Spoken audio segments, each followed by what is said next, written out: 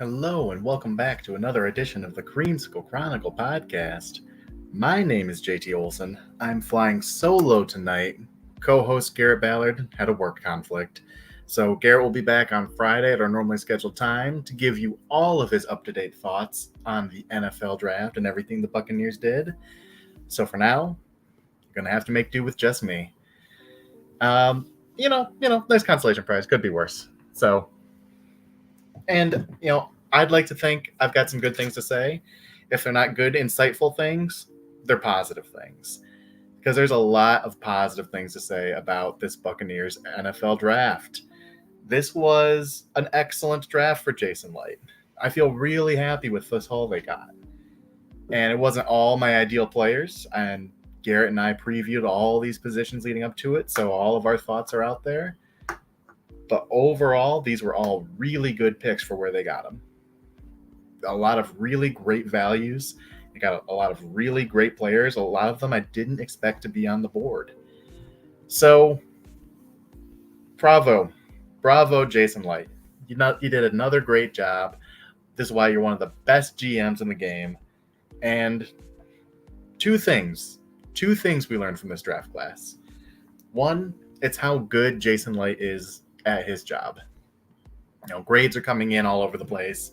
Everywhere you look. Buccaneers, A. Buccaneers, B+.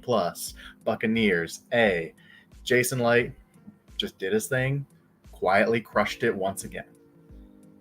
The other thing we learned, and we already knew this, we just confirmed it again, Jason Light has a terrible poker face.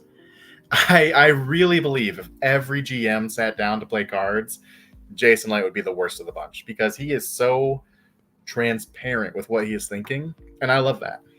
And maybe that's just because I understand what the Bucs are trying to do, what direction they're trying to go in. But this whole time, Jason Light has been upfront with what his objective is. He's been upfront with the players he's interested in. He said it at press conferences. We want to get better in the trenches. If I could, I'd draft all trench players. And what did he do? First two picks, trench players. They said it over and over again. Interior offensive line, pass rush. Interior offensive line, pass rush. You knew it was going to be in that order some way, one or the other. Lo and behold, interior offensive line, pass rush. He told us from the very beginning. He's always told us it's going to be elite athletes, and that's not so much with his words, but with his actions. Garrett and I had talked about it for weeks. Bucs are going to use their top pick on an elite athlete. A relative athletic score above 9. He hasn't drafted below that 9 threshold since 2016 when he drafted Vernon Hargreaves. So we knew it was going to be an elite athlete. We knew it was going to be someone on the offensive line or a pass rusher. And this isn't always the case, but it's usually a good indicator for Jason Light specifically. He met with all these guys. He brought him in for top 30 visits. He met with at the combine. He was so upfront with his interest in these players. You knew he was taking them. And we talked about him. I mean, Graham Barton met with him, a formal interview at the combine. Chris Braswell met with him at the combine.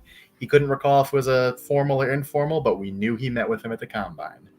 And we found out later he brought him in for a top 30 visit. So that's 2 meetings for Braswell. Jalen McMillan, formal interview at the combine. Tyke Smith, we'd said all along. There's a Todd Bowles guy, connection to Georgia where his son plays, brought him in for a top 30. He could not have been more transparent with the players he was interested in. And even the ones he didn't draft, he was interested in. He was in that, those guys were in that pool, that bucket of guys he would have drafted. Guys like Mikey Sanders-Still. If the board had broken a certain way, he could have very well been the pick at 57. So we look ahead to next year because that's who we are as a society. When Jason Light tells you what he's going to do and what the team wants, listen to him because he is the most transparent GM in the game.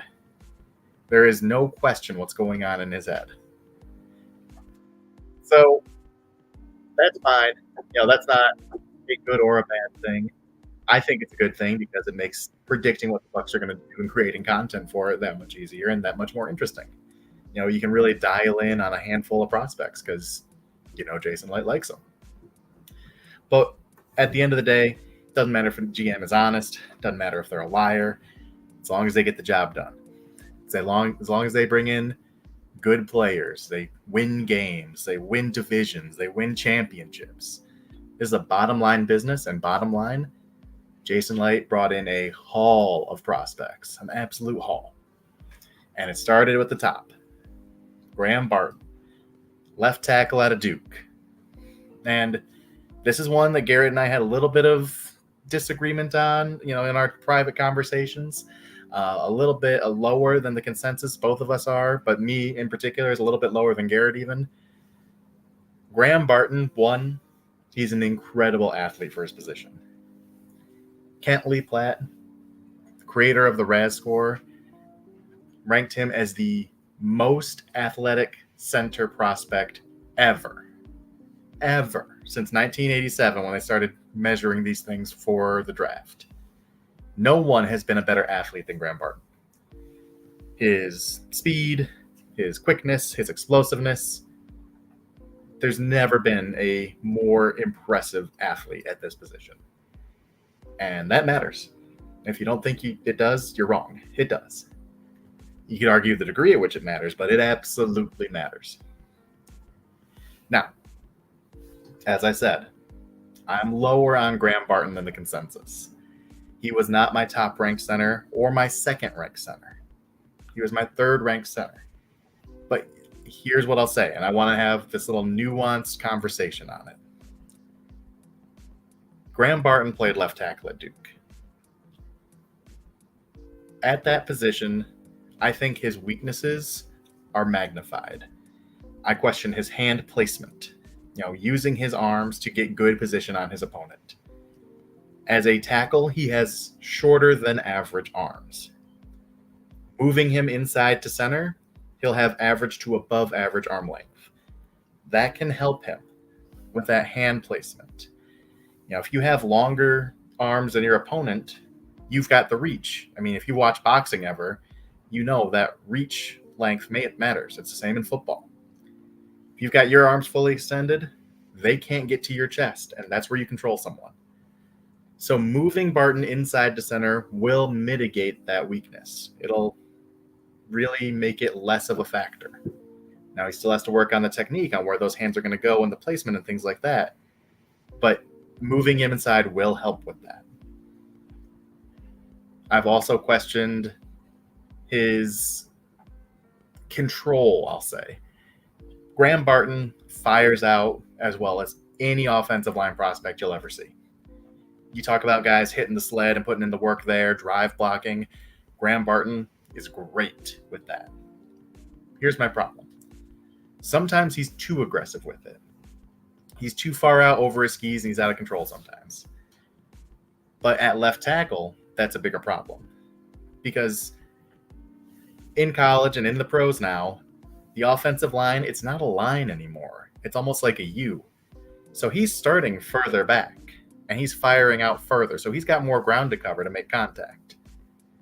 That can get him a little out over himself. I can get him off balance a little bit. Moving him inside to center, you make immediate contact with the defensive tackle. You cannot fire out fast enough. So I think that'll help him. I think that'll help him gain control. He'll fire out, immediately make contact, not have to take a couple of steps before he makes contact. And I think that initial contact will keep him in control, slow down his momentum, and he'll just be able to drive dudes. So I see the vision with Graham Barton. I see the talent with Graham Barton. I see imperfections with Graham Barton's game, but I can also acknowledge that moving him inside, that'll help that. I think this is an A overall. At worst, a B+, even as someone who's lower than him. The upside could not be higher. There are smarter people than me that think Graham Barton's going to step into the league as a top 10 center. I'm not there. I got to see what the coaches do with him. I got to see his technique get refined. But I can see him getting there because his athletic ability, off the charts. And the part that isn't talked about enough with this process, his character, his IQ, also extremely high. I mean, this is a player who went to Duke, a very good academic university, and he didn't take no communications major. This is a serious academic student. And just listening to him, the way he talks, the way he carries himself, the way he can, dive deep into the explanation of what's happening and technique and, the finer points of the game, it's all high level. This is not just a throwback, big ugly. See dude, hit dude. This is the kind of guy you want making calls at the line of scrimmage. And it might take a little time as a rookie, but his awareness and his IQ, very good. Exactly the kind of person you'd want in the middle of your offensive line. So, love it. I love the direction of it. Very happy with the Graham Barton pick. So that's your offensive line. So you knew pass rush was going to be high on the list. And Garrett and I, we talked about defensive line a lot. We talked about names like Graham Barton. No, scratch that. We just talked about Graham Barton. Talked about names like Braden Fisk. Names like Michael Hall. Names like Ruka Roaro. Defensive linemen who are pass rushers, because Jason Light said he wanted to fix the pass rush. Not the edge, the pass rush. So we thought defensive line might be the direction the Bucs go. Mostly because this edge class was not very good. You had 3 guys at the very top. Jared Verse, Latu Latu, and Dallas Turner. 1, 2, 3. All first-round guys, no question about it. After that, there's a drop-off. And some people like the likes of Marshawn Nealand, wasn't a huge fan. Some people liked, other guys like Chop Robinson. We talked about how there's a huge risk-reward there. His hand usage is non-existent. That's scary. You jump into a project like that, and as athletic as he is, you're already behind the 8 ball because these other players, they're more refined, especially at the NFL level. So what wasn't super keen on the idea of that pick. Garrett and I both liked guys like Adisa Isaac, Austin Booker. Those were names we were interested in, but I thought second round might be a little bit rich for the talent they were. One name we were both in on in the second round was Chris Braswell. And we discussed it at the time a few weeks ago. Braswell at 26, definitely not. Not the right value. Really great athlete, a lot of things Jason Light might look for, but he's not a first-round player. But if you can get him in the second round, that's fantastic. Problem is, in a bad edge class, everyone's looking for pass rush. We didn't expect him to be there at 57. So we didn't talk as much about this edge group as we did defensive line because there wasn't as much to talk about. All the good guys are going to be gone by the time the Bucs pick. Didn't play out that way. Lo and behold, Chris Braswell, a Buccaneer, didn't have to trade up. They just let him slide right into Jason Light's lap. And I love it. I'm all in on that pick. Leading up to the draft, through the draft process, I compared him a lot to Yaya Diaby. Big, physical, incredibly athletic, not as polished as I'd like him to be coming out, can really stand to refine some of his pass rush moves, but he's got all the talent in the world. He's going to step in day one and be a very good run defender, a guy who wins with physicality at the point of attack. And he's a guy who has very high pass rush upside. He can bull rush. He can do the counters inside. He can make life miserable for an offensive tackle, much like Yaya Diaby. And he has a very high motor. I mean, Yaya Diaby worked out pretty well, and this guy is very much cut from the same cloth. So this is a high floor, high ceiling pick, a guy who is a big-time worker, big-time grinder, a guy who paid his dues at Alabama, sat behind the likes of Dallas Turner, sat behind the likes of Will Anderson, and just soaked up as much as he could. So when his turn finally came, he made the most of it. Had 8 sacks last year. Guy blocked a punt. Forced, I think, 3 fumbles. It's a playmaker. And there's something about just getting a Nick Saban player in Nick Saban's final year. This is the last batch that he's sending to the NFL. There's so much to be said in that because Nick Saban was such a good coach. Maybe the best ever. Just what he demanded from his players. It's not enough to win. You have to get better. You missed this block in the third quarter. You've got to improve. That's the mindset. That's a professional mindset. That's a growth mindset. That's what I want my players coming in with. That's what Chris Braswell has. So, love it. Could not be happier with that pick. Next, third round, I think, is where the Bucs really did their damage. Tyke Smith, safety from Georgia. Again, sticking to the theme. Very intelligent, very athletic, very high character. Guy is a grinder, guy's a worker. He is not afraid of physicality. He's tough.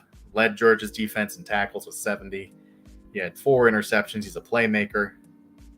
Just heralded for his football IQ. And that's a necessity if you're going to be playing in a Kirby Smart defense. So, you're talking about same mold. You talk about guys who fit the locker room, fit the character, fit the culture. Toughness, blue collar, athletic. These are the things the Bucs look for. And Tyke Smith is just another example. I think he's going to step right in and be the starting nickel. And I was really happy with what Chris Isian provided there last year as an undrafted rookie. But Smith provides more athletic ability, better coverage skills, and more than anything, more playmaking ability. Dude can jump routes. Dude could read a quarterback. He has good hands. He will make an offense pay. And that's what the Bucs need. They got rid of Carlton Davis in the offseason. Too often was he injured, didn't have good hands. Bucs wanted more of a playmaker and a guy who can fit more of a zone system. That's what they got here. Different position. He's going to be playing the nickel where Davis was outside. But those are the things they're looking for. Still got a really good tackler, a guy who brings toughness, a guy you can use on the blitz. This is a perfect chess piece for Todd Bowles. There could not be a better match. And Todd Bowles is the best there is when it comes to defensive backs. He just takes a guy and he molds him. And if there's one thing I trust Todd Bowles to do, it is develop defensive backs. And you just look at his track record since he got to Tampa. Carlton Davis. Bucs drafted him the year before Todd Bowles got here. Davis was awful his rookie year. Todd Bowles comes to town. Davis becomes a really good football player. Jamel Dean, 3rd round pick. Just signed him to a second contract. Big money deal. Sean Murphy-Bunting. Moved him inside to nickel. Won a Super Bowl with him. Antoine Winfield Jr., 2nd round player. Now he's the best safety in the league. Jordan Whitehead, 4th round player. We know what kind of impact he can make. Zion McCollum. Played at a low level. Terrible rookie year. Year 2 took a huge jump. Todd Bowles deserves a lot of credit for developing that talent. So, we can be critical of Todd Bowles as a head coach. We can say he's too conservative. But when it comes to developing defensive backs, there's no one better. So you give him a defensive back that's already highly intelligent, very athletic, extremely versatile. He's a perfect fit. And Todd Bowles is going to take him from really good to outstanding. This is going to be one of the best nickels in the game. I really believe that. 2-3 years from now, he's going to be in that conversation with the likes of, CJ Jonathan Grinder-Johnson, Brian Branch, Justin Simmons. You name the top tier nickel in the game, and I really think Tyke Smith is going to be in that conversation in a few years. 4th pick was my favorite pick. This is someone Garrett and I both had in our final mock draft. We both said he was a perfect fit for this Bucs offense. Jalen McMillan. And I'm higher on McMillan than Garrett is, so this is my guy right here. I don't think there's a better fit in this entire draft for the Bucs than McMillan was. And there are guys who went in the first round. Ricky Pearsall, who people really like. I think McMillan's better. I think he's a better fit for what the Bucs are doing. I would have taken McMillan over Ricky Pearsall, who went in the first round. Same with Xavier Legette. Went in the first round. I would have taken McMillan over him. I think he's a better player. And I think he's going to a better situation and a better fit. If there's one player who I think is going to have that Puka Nacua breakout kind of year as a rookie, I said all along it's Jalen McMillan. And the Bucs landed him. And I don't think there's a better matchup. Because the Bucs are running that Sean McVay Rams-style offense. That's the same offense where Puka Nacua thrived as a rookie. That's the same offense that developed Cooper Kupp in that same role. It's an offense where you get a great slot player, and he can be one of the best receivers in the league. And that's what Jalen McMillan is. He is a great slot player. Now, Chris Godwin is a great slot player as well, and I think Chris Godwin's going to have a fantastic year. But Chris Godwin is also nearing 30. You want to take a little bit of that physical play off of him. You don't want him getting popped over the middle as often. So the Bucs have said Godwin's going back to the slot, and I believe them, and I think he's going to do well there. But you're going to put him some outside too to give him a little bit of a break. McMillan's going to thrive in those reps. To the point where next year, when Chris Godwin's a free agent, I think the Bucs are going to be ready to let him go. And McMillan's going to be that full-time guy, and he's going to start to become that number one guy as Mike Evans goes into the final year of his deal. It's going to be a smooth transition. I think that's the plan. McMillan in, Godwin out. McMillan thrives, becomes one of the better receivers in the game. Mike Evans retired. McMillan's your number one, and you surround him with wide receivers on the outside. It's worked for the Rams. Works for a team like the Lions, who have Amon-Ra St. Brown. Just because you're a primary slot receiver doesn't mean you're not a number one receiver. And I think Jalen McMillan can be that type of player.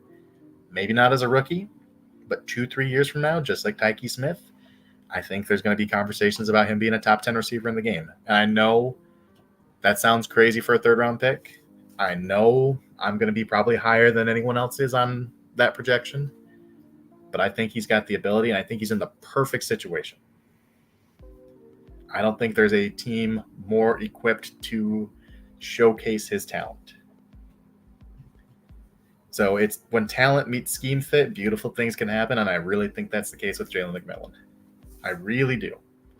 And again, I understand how crazy that sounds. Third-round pick, the third best receiver on Washington's offense, top 10 receiver in the game. I get it. It sounds homerish. But I think it's a real possibility. Just like Puka Nacua. If you heard a Rams podcast and say, I think this guy has, Pro Bowl, All-Pro potential in this Sean McVay offense, everyone would have laughed at him. Everyone would have called him an idiot. I would have called him an idiot. But that's what happened. When talent meets scheme fit, these things, they work themselves out. So the first 4 picks, I loved them all. Even Graham Barton, who I was lower on, I love the direction. I love the potential. I love the position change inside. I'm really happy with all 4. That's where things started to get a little off course for me. And that's not to say I didn't like the pick, but it's definitely not the direction I expected them to go. All along, I thought the Bucs should be looking at a complement to Rachaad White. Rachaad, who is at his best in the passing game, getting out into space, making opponents miss. You don't want him to be that between the tackles hammer. You want a guy like Gus Edwards to complement him, to pick up those 3rd and 1s, those goal line touches. Those guys, when they load the box, it doesn't matter. You're running them into a brick wall, and you're running through that brick wall. And there were guys who I liked. Marshawn Lloyd is a guy I mocked to the Bucs a lot. He went before the Bucs got to pick. That's okay. These things happen. It's the nature of the draft. Guys like Audric Estime, guy who is like 5'11", 225 pounds. big physical dude. Braylon Allen, 6'1", 230, big physical dude. Bucs did not go in that direction. They went with a guy who I think is 5'9", 190.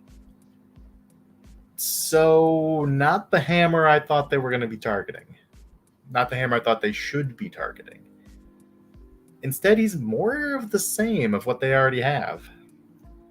A guy who can make players miss in space, a guy who can catch the ball, a player who I like, and I think when Rachaad White needs a breath, needs a series off, maybe goes down with an injury, Bucky Irving out of Oregon, he can step right in and fill that void.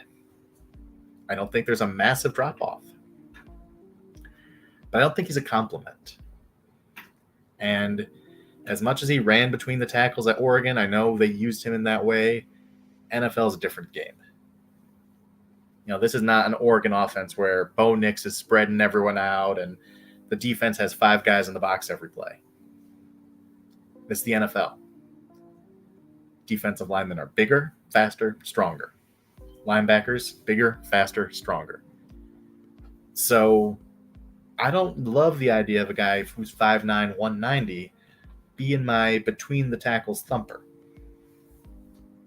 Doesn't make sense. Now, they could still add a guy like that, and then I think that running back room rounds out really nicely. But right now, I like the pick. I don't love the pick. I like the player. Don't know if I love the mold. I don't know if I love the direction. Because this Buccaneers offense needs to add physicality. It needs to add toughness. And they did that with Graham Barton.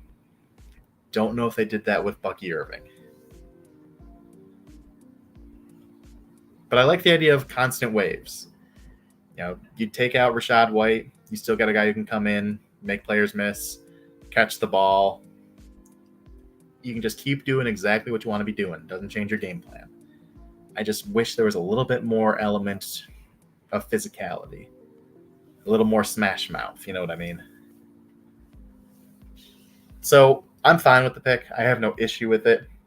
People like Trevor Sikkema really liked Bucky Irving, you know, one of the more respected draft analysts out there, former reporter from Pewter Report, so he knows the Bucs well. He's talked about Bucky Irving as one of his favorite players in the draft before he was drafted by the Bucs. So take that for what it's worth.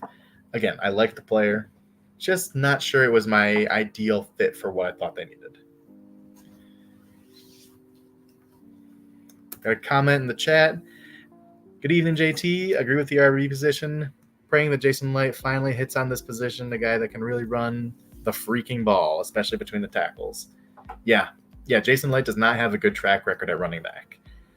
You look at guys like Keyshawn Vaughn. Oof. Even back then, what a huge reach that was, taking him in the 3rd round when that guy was like a 5th, 6th round type of player. Yikes. You'd look at, who's that kid out of Boise State? It was in that really good draft, and the Bucs waited to get a guy, and they got this player out of Boise State, and he was no good. And I cannot think of his name right now. But Jason Light does not have a good track record at running back. Rachaad White's been the only one that's worked out for him. And that's good. I'm happy Rachaad White's working out. I like Rachaad White. I think he's a really nice player. It'd be nice if you can build on that. Round out that running back room, because they've said over and over again they want to improve the running game. You can't put it all on Baker Mayfield's shoulders and expect him to lead this offense to the promised land. You got to help him out. And a running game is a great way to do that. So, yeah, I think Irving is a good ball carrier. I think he's going to be a good running back for the Bucs. Just don't love him between the tackles as much. So, we'll see. I'm not ruling it out. It's just not the flavor I would have gone with. Last 2 picks I don't have too much opinion on. I got to watch a little bit of Elijah Klein from UTEP, the guard they picked in the end of the 6th round. And I liked what I saw. Granted, it was against lower level competition. I think I watched him against like Louisiana Tech. But dude is a thickly built guy. You know, he looks like a throwback guard. but he's light on his feet. He's good on the poles. He's good in space. He talked about he loves playing zone concepts, outside zone, inside zone, and that's what the Bucs are running. So he's a good fit for what they want to do. UTEP was a very run-heavy team, so this is a guy, again, trying to improve the running game. Wasn't an outstanding athlete. He was a fairly average athlete, a little above for the combine and other prospects at his position. So, that's fine. I'm a firm believer you take a swing on traits late in the draft, but this is a solid enough looking player. I think he has potential to be a nice depth piece.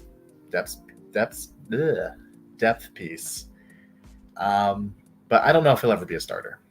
And if he is a starter, I think it's more a reflection on the options they have at guard there more than it is on Elijah Klein.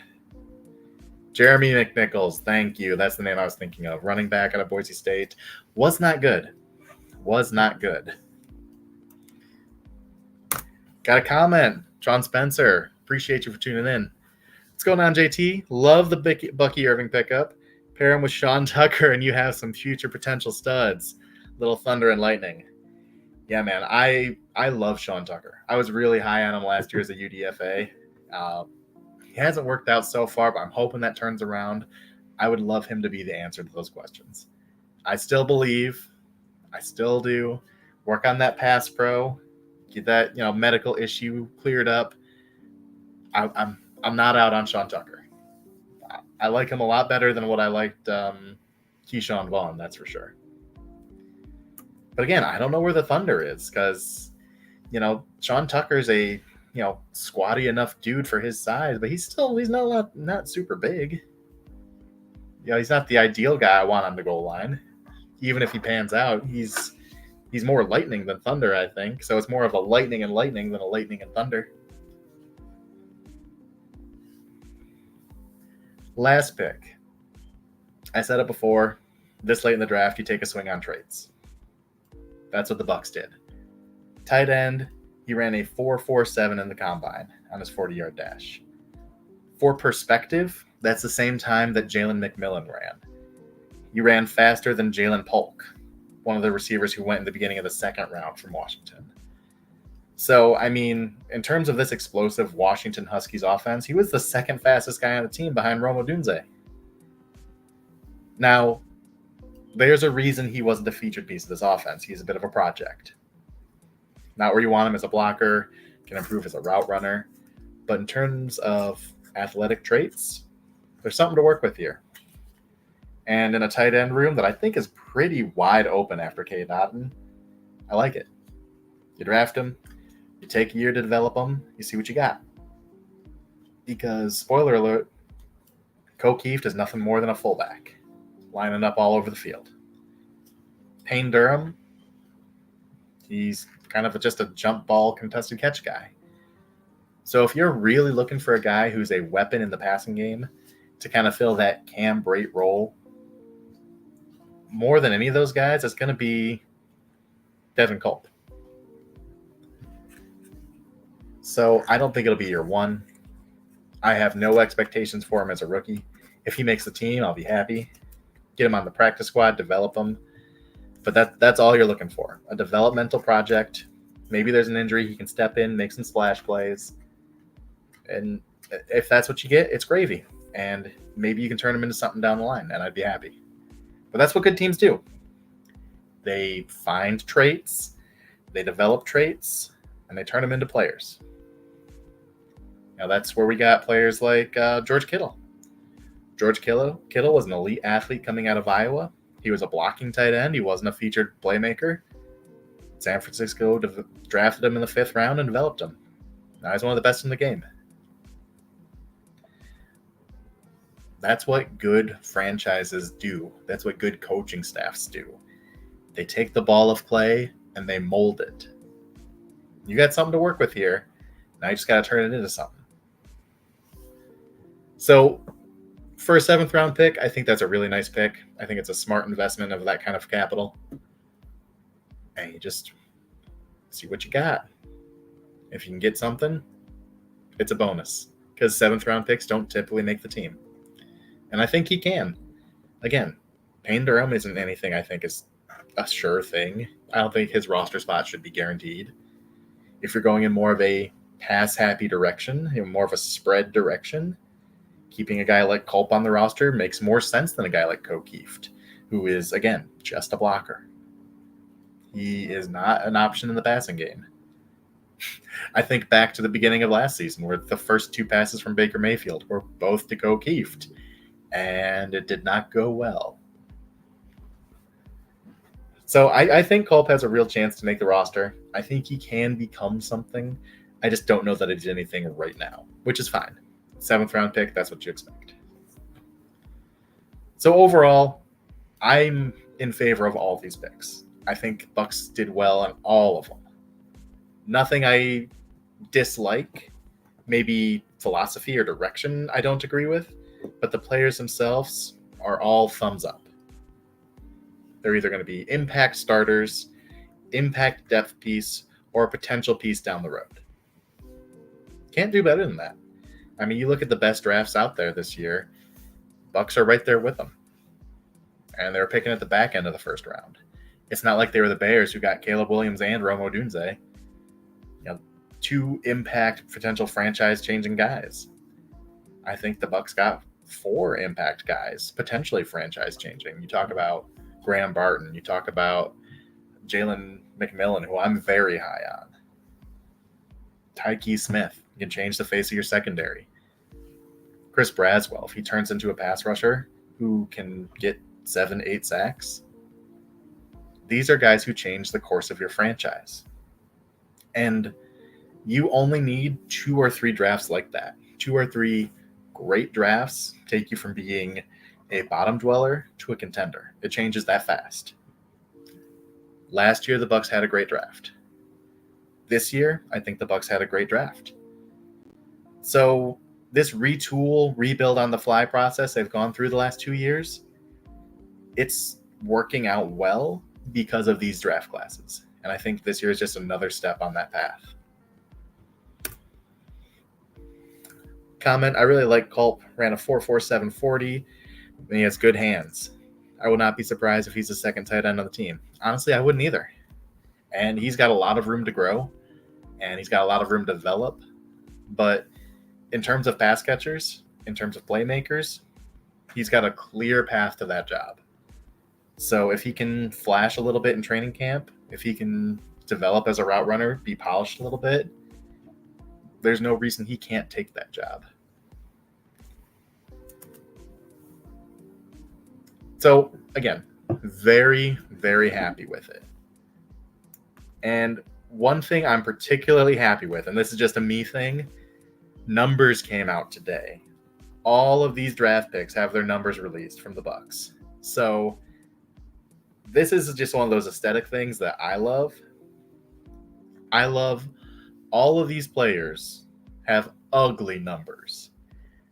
And I know people don't like that kind of thing. They want everyone to look good and clean and aesthetically pleasing. I like some of my players to have ugly numbers. Numbers that say, I don't care about looking good. I'm all about the grit. I'm all about the grime. I'm all about going to work. And all these guys, ugly numbers. Graham Barton, 62, ugly number. Chris Braswell, 43. That's one of the ugliest numbers you'll find in the NFL. Tyke Smith, 23. I mean, I guess that's fine. That's whatever. Some people like that because of MJ. I don't really care for it. Jalen McMillan, 15. Not a lot of big-time playmakers with 15. Bucky Irving, number 7. And there's only one number in the single digits that a running back should be allowed to wear because every other number looks horrible. And that number is 5. So unless you're Reggie Bush, running back should not have a single-digit number. Sorry, Rachaad White. Number 1 looks terrible. Number 7 looks terrible. Running backs, you should not have numbers that low. It looks bad. But I'm here for it. I'm here for the bad luck. So that's just a me thing. I like that kind of thing. People care about, shoes and, the aesthetic of it. If a guard has like a neck brace on or a neck roll, I like that. I'm here for it. And ugly jersey numbers are part of that. So Bucs got their guys in. They got them their jerseys. They're ready to go to work. I'm ready for the next thing. Rookie mini camps right around the corner. Schedule release right around the corner.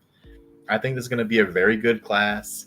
I think it's going to have 5 guys who are going to step in and make an impact right away with, 2 or 3 of them being starters. You look at Barton, you look at Smith. I don't know if Braswell's going to be a starter right away, but I think he'll get there.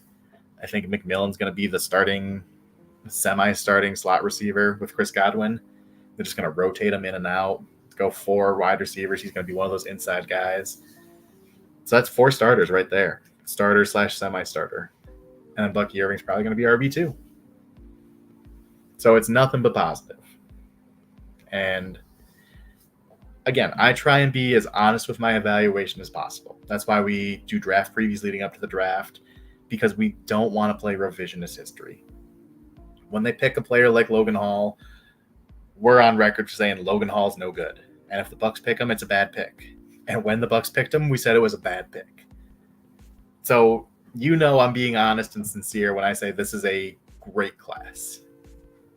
This is good football players, good character, go to work, blue-collar guys across the board. Highly intelligent. I'm all in for it. So I have nothing but rave reviews for it. With that said, that's going to do it for me. We're going to talk more about this class on Friday when Garrett comes back. I'm going to get his thoughts. I'm going to let him dive into it a little bit more. But everyone should be feeling positive vibes right now. So live it up. This is that off-season time where we get to process it all, reset for the next year, and just enjoy the good feelings. Because the Bucs were a playoff team that made a splash in the playoffs last year. I think we expect them to do it again this year. And we'll talk more about the NFC South and their draft next week. But right here, right now, I think the Bucs should be favored again. So on that note, I'm logging off. Thanks for tuning in. You can find all my written work at creamsicle or at bucksreport.com. Follow us on Twitter at creamsiclecrew. And until next time, go Bucs.